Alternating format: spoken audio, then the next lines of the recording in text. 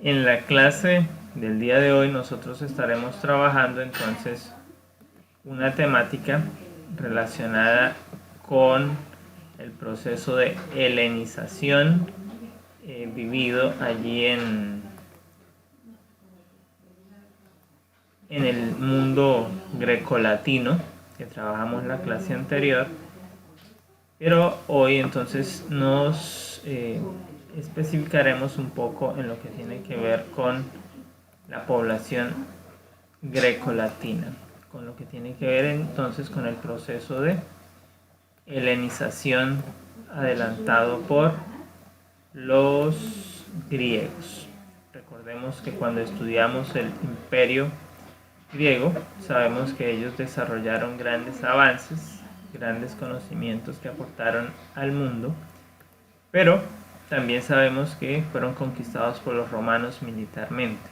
Sin embargo, los romanos se permearon por la cultura griega y es este proceso el que se conoce entonces como la helenización. Ese va a ser nuestro tema de hoy. Recuerde, allí también tiene una tarea para realizar, así que revísela y por favor ejecútela. Recuerden los demás pues que tienen del tema grecolatino para entregar hoy el tema, la tarea de las grandiosas metrópolis de la antigüedad. Algunas de ellas pues son parte de las que hablaremos hoy así someramente en el tema. Recordarles el proceso que deben hacer para que aquí en esta lista aparezcan con nombre y apellido. Ahí les dejé las instrucciones en las novedades para que todos puedan aparecer de forma correcta. En las horas de la tarde revisaré y el que no esté así, entonces lo vamos a ir sacando de la clase para que vaya a ir ajustando, vaya a ir entendiendo. Entonces, este proceso.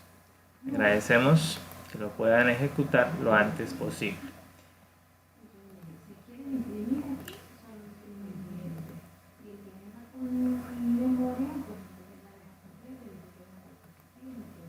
El mundo de la helenización.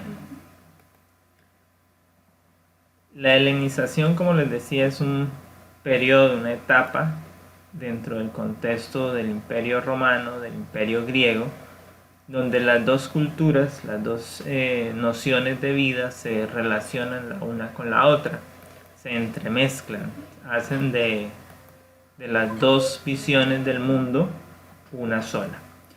Entonces el mundo helénico, que es el mundo de Alejandro, el mundo griego, inicia ese proceso.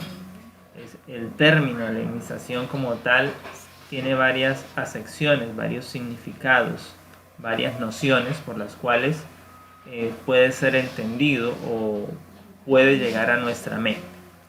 La principal de todas pues es esta, la época helenística, que es el proceso en el cual el imperio antiguo griego inicia una expansión en el mundo clásico de aquel momento. Pero también se entiende cuando escuchamos hablar de la helenización, que es el periodo en que el imperio de Alejandro Magno de Macedonia inicia sus conquistas. ¿Bajo quién? Bajo Alejandro. También se entiende por el mismo término entonces la expansión del idioma griego en otros territorios. Esas son tres acepciones muy comunes, pero ahí está otra que es más completa, más compleja. Es una mezcla de diversas características de las diferentes culturas con los elementos de la cultura helénica. ¿Cuál era la cultura helénica? La cultura griega. Algunas de las culturas entonces contribuyeron a la helenización. Entre ellos fueron los persas, los egipcios, los judíos, los armenios, como los cuatro pueblos culturales que más aportaron al proceso de la helenización. Pero no son los únicos, hay otros pueblos menores de la región que ayudaron, que hicieron aportes. Este es entonces lo que viene a ser. Aquí inicia el proceso de la helenización. En lo que era Grecia empieza esa expansión en el mundo clásico de aquel momento. Aquí hacia el norte estaba la provincia de Macedonia, donde nació Alejandro, y donde entonces empieza a gobernar a sus 16 años como corregente del rey Filipo. Pero desde ese momento Alejandro ya tenía una visión de que quería conquistar al mundo. Y entonces inicia todo ese proceso. Obviamente Alejandro estuvo al cuidado de un maestro como era Aristóteles, que le dio conocimiento, le dio estrategias técnicas y él las supo usar de esa manera. Pudo entonces desarrollar destrezas y estrategias para su proceso de conquista, su proceso militar. Estas conquistas logradas por Alejandro fueron sobre el imperio persa, que era el imperio dominante de aquel momento, de aquel espacio temporal de la historia.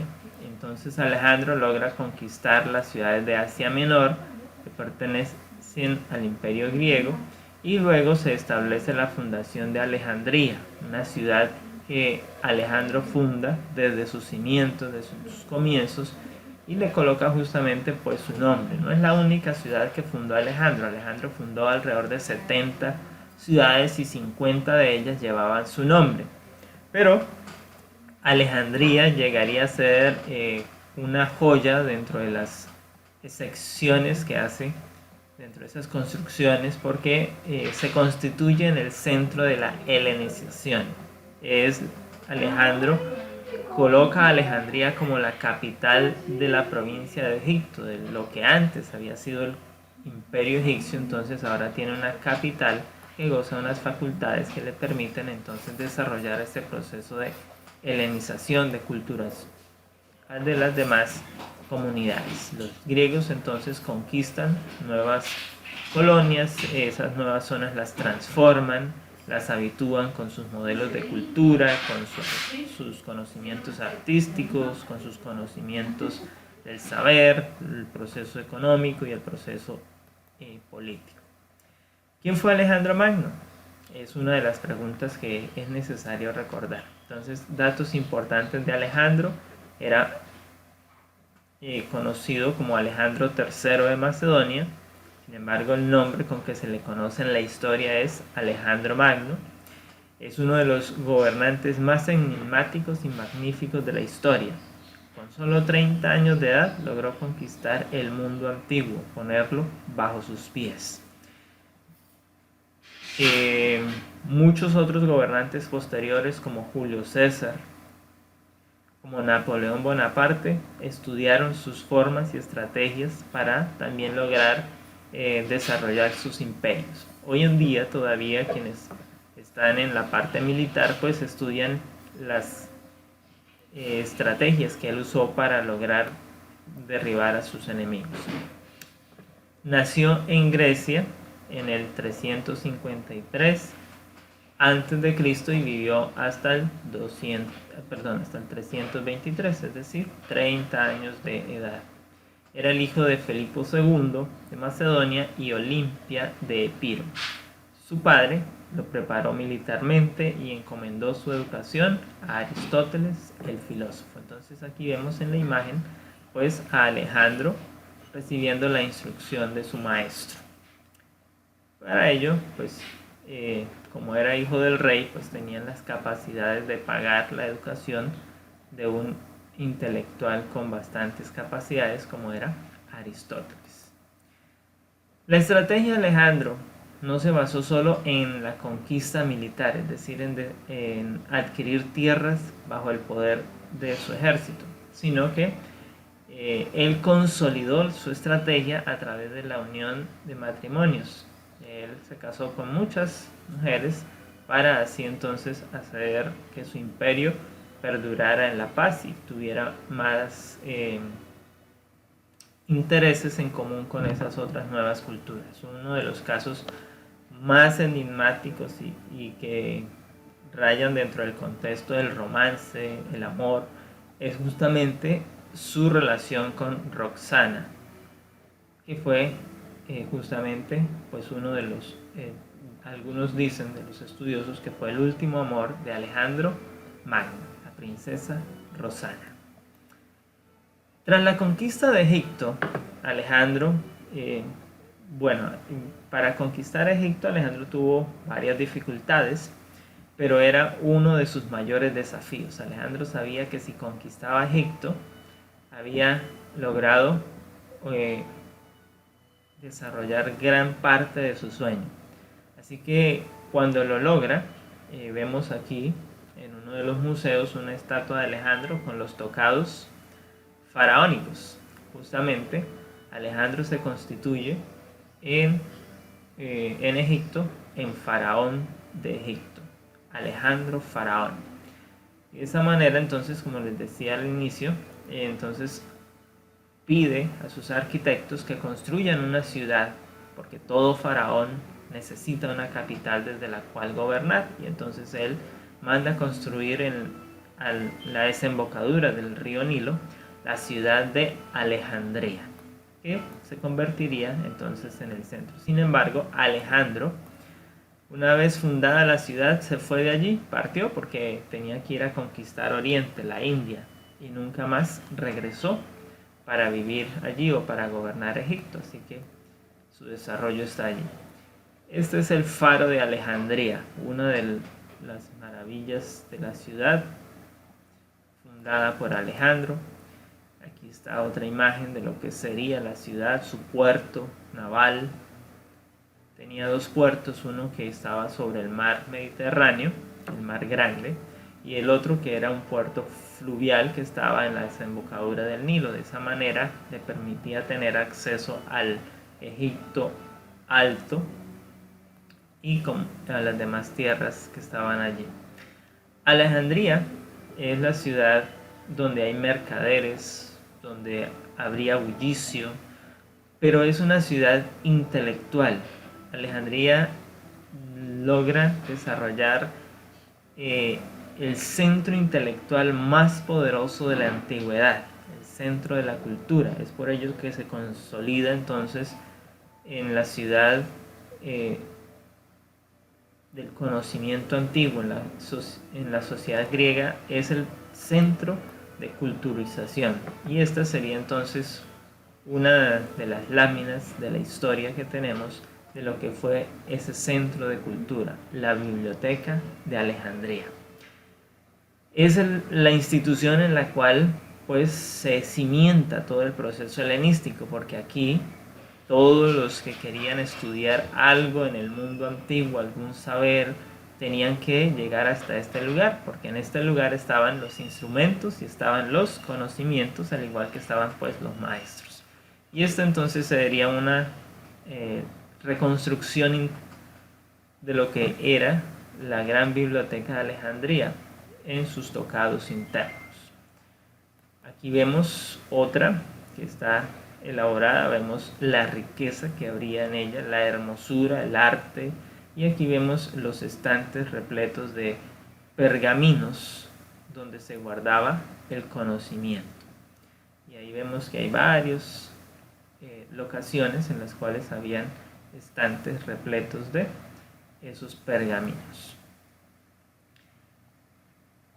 Cleopatra, que fue una de las últimas gobernantes de Egipto, que se casó con Marco Antonio de Roma, un emperador romano, es justamente cuando ella muere, siendo ella la última de la dinastía ptolomeica, entonces empieza la decadencia de la Biblioteca de Alejandría y también de su museo. Eso es algo que se prolonga a través del tiempo y lleva entonces a esa desconexión entre el mundo antiguo con el mundo romano, y entonces se pierden muchos de esos procesos. Sin embargo, los romanos, debemos recordar que algunos de los césares eran mecenas, entre ellos pues estaba Augusto César, pero también posteriormente otros tomaron esa iniciativa de preservar el conocimiento allí y patrocinar desde la tesorería imperial la preservación de la biblioteca. Para el año 334 antes de la era común, es decir, antes de Cristo, Alejandro Magno comienza sus conquistas del imperio persa, pero una a una las ciudades iban cayendo ante el poderío militar de Alejandro y iban doblegándose hasta estar bajo sus dominios, ser conquistadas y pasar a ser una colonia de Grecia. Sin embargo, una ciudad, que era la ciudad de Tiro, fue demasiado osada y retó a Alejandro. Y de esta manera entonces Alejandro no la iba a dejar pasar por alto.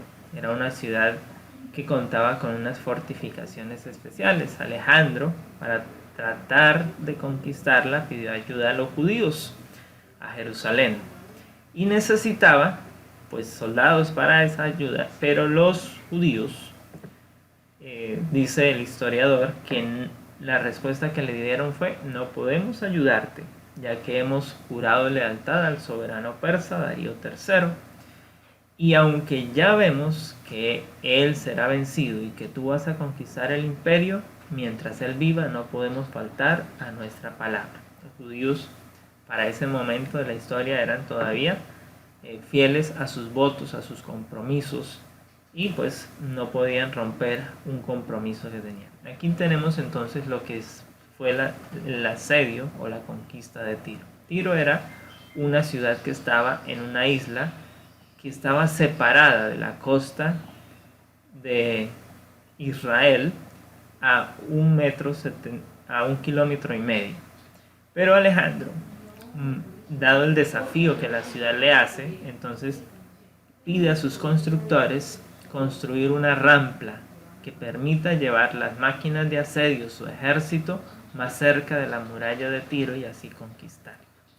Tiro cae ante Alejandro y es conquistada, y esto es lo que hoy es la isla. Y mire que el canal que construyó Alejandro pues se ha expandido, ya no existe esa separación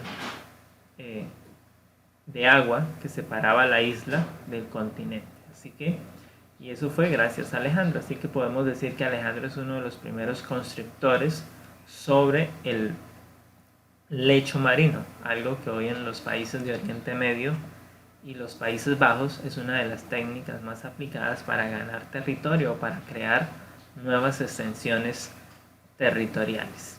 Eso lo inició Alejandro Magno. Así que Alejandro termina conquistando la ciudad de Tiro, y pues ahora tiene que redirigir sus conquistas hacia las tierras judías. Entonces se va hacia Jerusalén. Al llegar a Jerusalén, los historiadores como Josefo, Maimónides, nos hablan de que el sumo sacerdote, el Cohen Gadol, que es el sumo sacerdote judío, salió a recibir a Alejandro a las puertas de Jerusalén, vestido con sus indumentarias, con el traje sagrado del sumo sacerdote, con las piedras que representaban pues a Dios en su forma de consultarlo. Y entonces Alejandro, cuando lo ve, desciende de su caballo y se postra delante de él. Los generales, sus soldados, se muestran sorprendidos porque no entienden cómo es que un rey como lo era Alejandro tenía que postrarse delante de otro hombre, que era el sumo sacerdote, un hombre normal. Y entonces Alejandro les explica que él hacía algunos años atrás había tenido una visión, una epifanía, donde mientras él dormía había tenido un sueño sobrenatural en el cual él había visto un ángel que le decía que él conquistaría el mundo. Y ahora que había llegado a Jerusalén, pues la visión se cruzaba con la realidad. Lo que él había visto era al sumo sacerdote que había hablado con él, que le había dado este mensaje. Entonces por esa razón él le estaba honrando. Y dentro de todo ese proceso pues hay una frase que Alejandro pronuncia y que está dentro del contexto de la adoración para los judíos. Bendito sea aquel a quien tú sirves, fueron las palabras de Alejandro.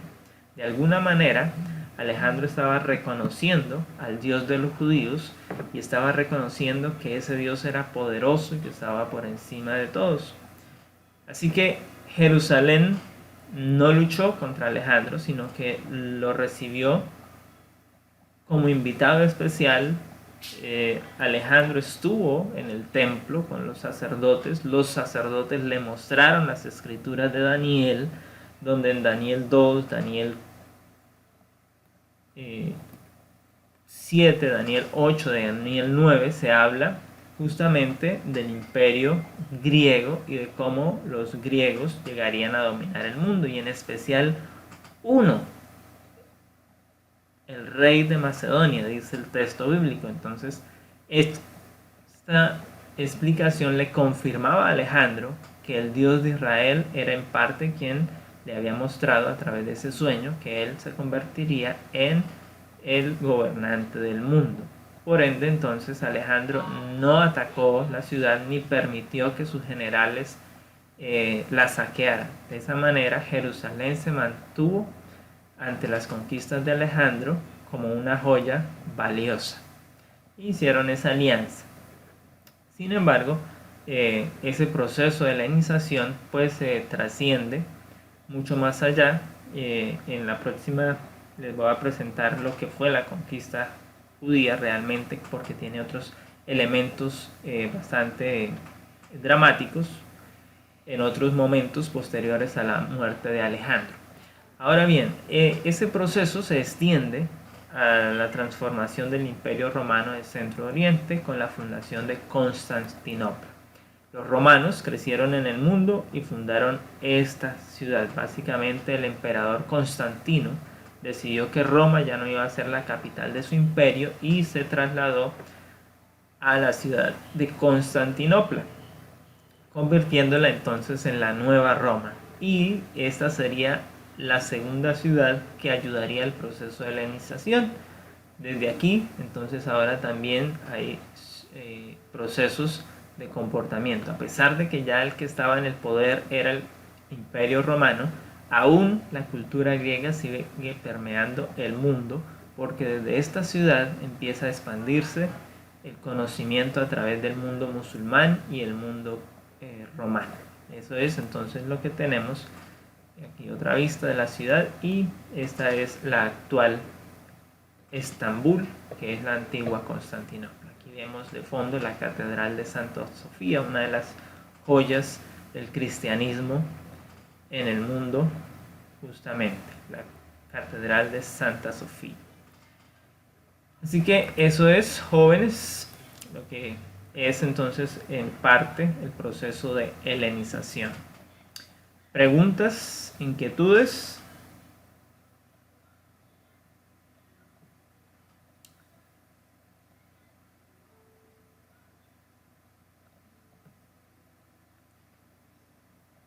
Recordarle a los que llegaron durante la exposición que hay unas actividades para que ustedes realicen, las tengan pendientes y que estén muy atentos a ellos.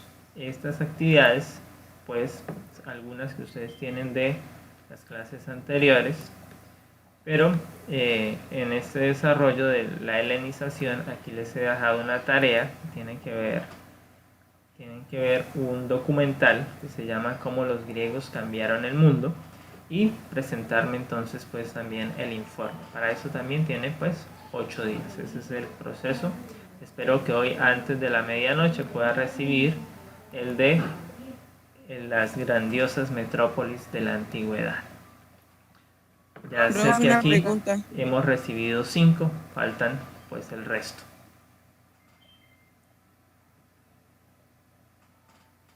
Profe, ¿Sí? ¿mi trabajo sí llegó?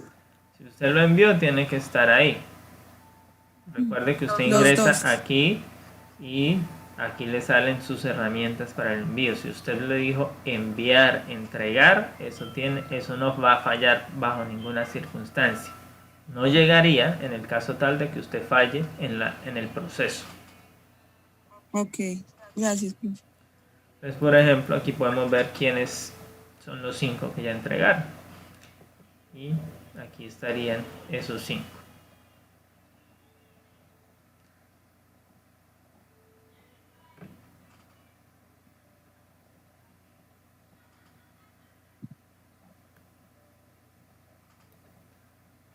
Muy bien, jóvenes. Aquí tenemos dos preguntas, dos chats, vamos a ver.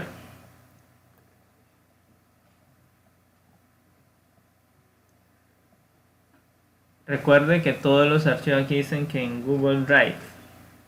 Eso está adjunto a Google Drive, sí, porque Classroom trabaja con Google Drive. Sin embargo, usted tiene que entrar a Google Drive, a Classroom, y entonces descargarlo desde allí. Eso es solo darle clic y desde ahí descarga. No tiene ninguna dificultad con ello. Los demás han hecho los procesos normales.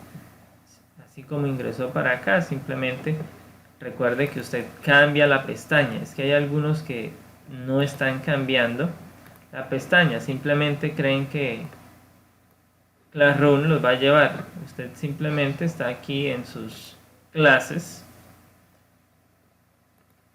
Recuerde, usted ingresa a su Classroom, ingresa a su clase, sea sociales, biología, en este caso filosofía 9, usted ingresa.